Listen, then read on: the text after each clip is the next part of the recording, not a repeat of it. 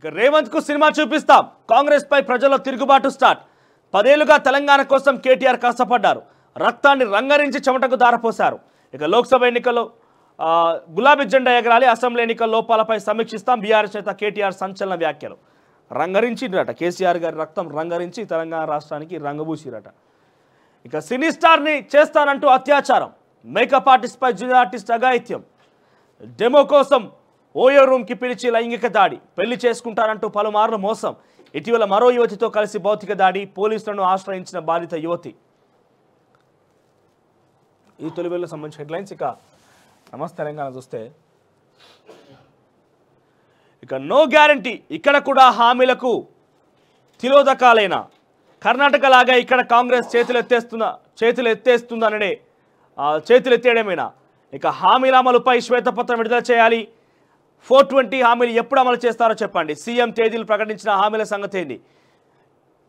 ఎంసీహెచ్ఆర్డీలో రాజకీయ సమీక్షలు ఎలా పెడతారు? ఇన్ఛార్జి మంత్రులతో సీడీఎఫ్ నిధుల ఖర్చా.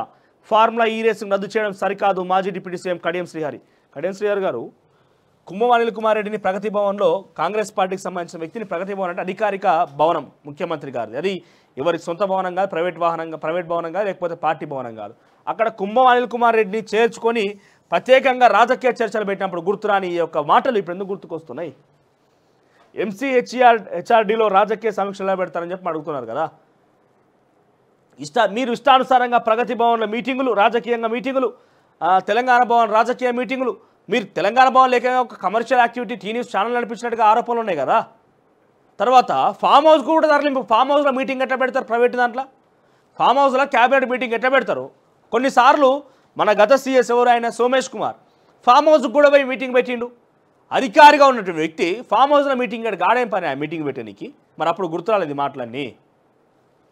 మీరు అన్ని చెప్తుంటే ప్రజలు ఇంకా మిమ్మల్ని నమ్ముతున్నారు అనుకుంటారు కావచ్చు. బీఆర్ఎస్ పార్టీకి సంబంధించి ఈ వ్యాఖ్యలు ఇవి కాకుండా ప్రజలకు చేరువయ్యేందుకు ఒక అవకాశం దొరికింది. చేరువగాండి. కానీ ఇలాంటి మాటలు మాట్లాడితే ప్రజలు నవ్వుకుంటారు తప్ప మీ వైపు తిరిగే అవకాశాలు. ఎందుకంటే గతంలో మీరు చేసిన పనులు కాస్త గుర్తున్నాయి కాబట్టి అది మాట్లాడితే ఎట్లుంటుంది అంటే దయ్యాలు వేదాలు వల్లించినట్టుగా ఉంటుందని గతంలో కేటీఆర్ చెప్పిండు కదా.